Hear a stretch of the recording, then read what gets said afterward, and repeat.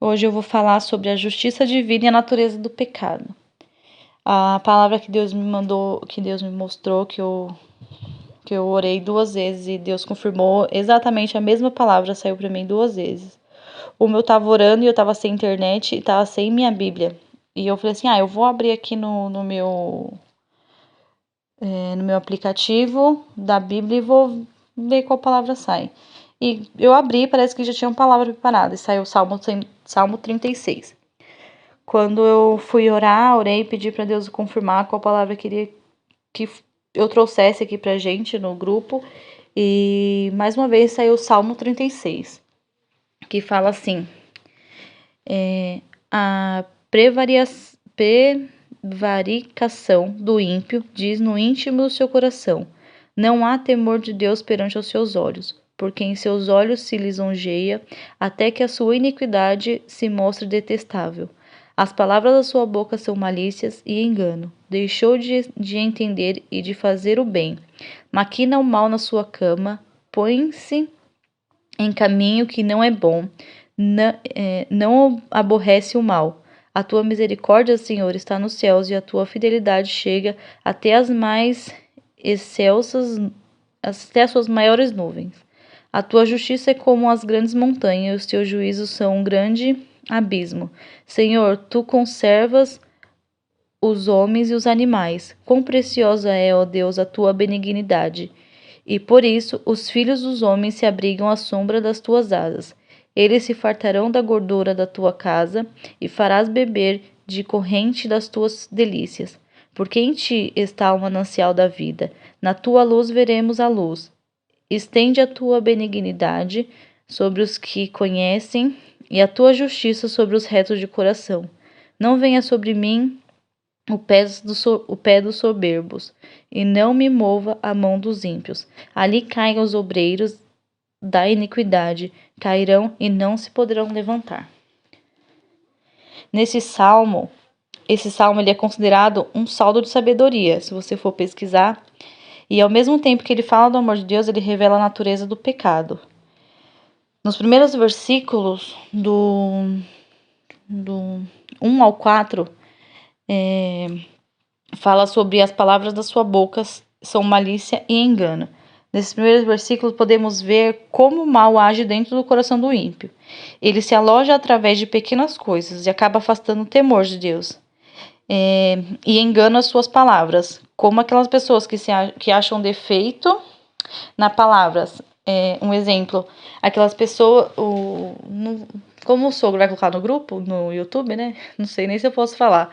Mas aquelas pessoas são consideradas feministas, que agem errado, praticam coisas erradas, mas se você é cristão e vai debater contra elas, elas vão usar a palavra, vão falar para vocês que como vocês podem crer numa Bíblia, numa palavra que é totalmente machista. Elas colocam aquilo como se fosse errado, para tirar o erro delas, porque para elas já é considerado normal aquilo que elas praticam e fazem.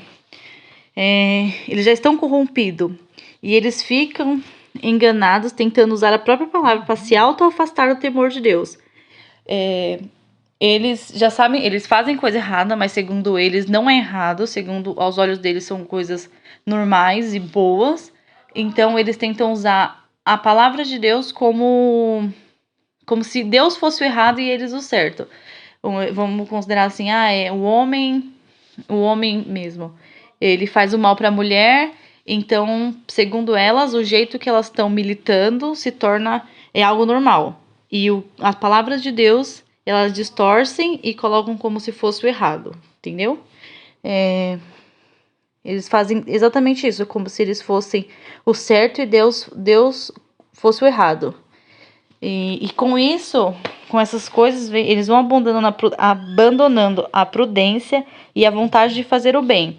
Eles passam a planejar o mal, pois já não tem aquela repulsa pelo que é errado. Acaba se tornando normal fazer o mal para eles.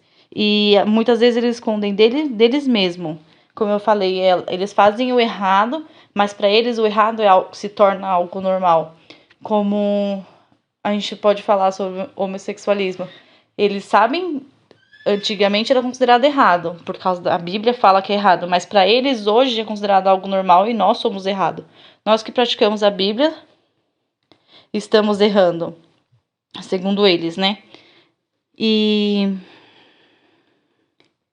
eles se escondem de si próprio, que aquilo é errado, e eles se auto-enganam. Eles acabam se levando ao próprio erro. E no Salmos 34 diz: os ímpios serão destruídos pela sua própria maldade. Então aqui já está confirmando. Eles vão ser destruídos pela própria maldade deles. Eles praticam o mal, considerando aquilo correto, e acabam se afastando do temor de Deus. Em Isaías também diz: mas ai do ímpio, do homem que pratica o mal, tudo lhe irá mal, eis que será tratado da mesma medida que suas ações maus. Então, o que a gente vem observar nossa própria vida, o que nós temos deixado entrar. Se aqui fala, não fala que tem que ser uma coisa grande, um pecado, um erro assim, que aos olhos humanos seja grande para você se afastar do temor de Deus. Basta uma coisa pequena, algo que é considerado errado, uma mentira, vamos colocar, uma mentira, tratar o marido mal, tratar os filhos mal, aquilo vai entrando no seu coração e vai te afastando do temor de Deus. E que a gente venha observar o que nós estamos deixando entrar na nossa vida, se são coisas boas ou coisas ruins. Aí já no versículo 5 e 6 fala sobre a benignidade do Senhor.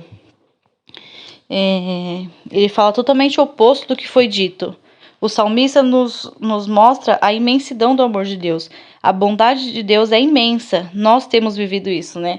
Hoje, se você acorda com saúde e acorda tendo um alimento bom na sua mesa, seja um arroz, um feijão, você já tá vivendo a bondade de Deus, porque você vê que o momento tá tão difícil, mas que mesmo com toda a dificuldade do mundo, na sua casa ainda tem um alimento, Deus não tem deixado faltar, a saúde dos seus filhos, só de sair e voltar em segurança da sua casa já é considerado uma bondade de Deus.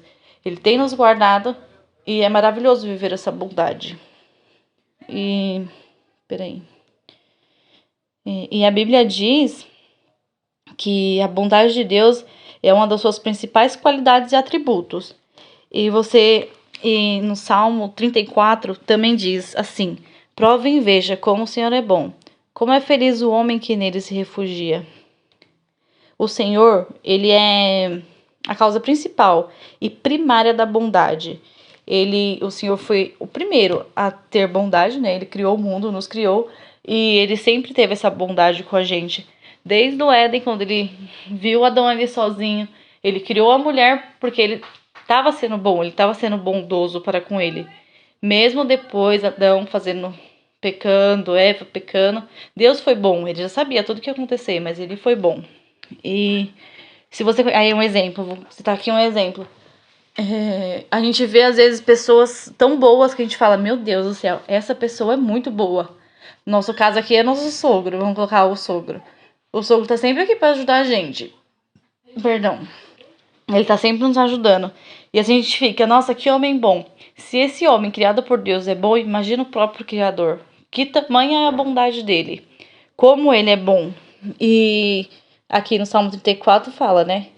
Provem e vejam como o Senhor é bom. E provando e ver como o Senhor é bom é sendo fiel a ele. Porque se você não é fiel a ele, você é um ímpio. E tudo aquilo que no Salmo 36 vai acontecer com você. Agora, se você é fiel ao Senhor, você vai viver a bondade dele. Já nos versículos do 7 ao 9, fala quão preciosa é a sua benignidade. O salmista, ele exalta aqui os benefícios que os fiéis a Deus irão desfrutar, né? Da proteção, da sombra das asas de Deus, da sua comida e bebida, da luz e da vida que o Pai oferece. Ele mostra como é gratificante ser fiel ao Pai. E tudo isso resulta se você é fiel a Deus, porque para ter tudo isso, você tem que ser fiel. Para viver a bondade de Deus, foi o que eu falei, você tem que ser fiel a Deus. Então, provai e veja como Deus é bom.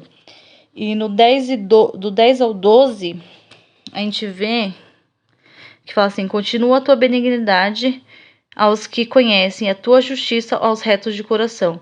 Não vejam sobre mim o pé da soberba, e não me mova a mão dos ímpios. Ali caídos estão os que praticavam a iniquidade. Estão derrubados e não se podem levantar. Mais uma vez ali, Davi faz uma comparação entre a natureza dos ímpios e o amor do fiel a Deus.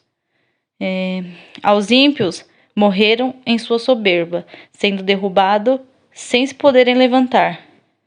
E parece que Davi ali tem um vislumbre do horror das consequências, né, do juízo divino sobre os ímpios. O salmista, na verdade, parece que ele está vendo ali a cena do julgamento final e vendo como eles vão, né, sem poder se levantar. E a bondade de Deus, o que vai acontecer com a gente, né? Que se nós formos bons a Deus, continua a benignidade aos que conhecem a tua justiça, aos retos de coração. Então, que nós venhamos viver a bondade de Deus e a sua justiça. Amém?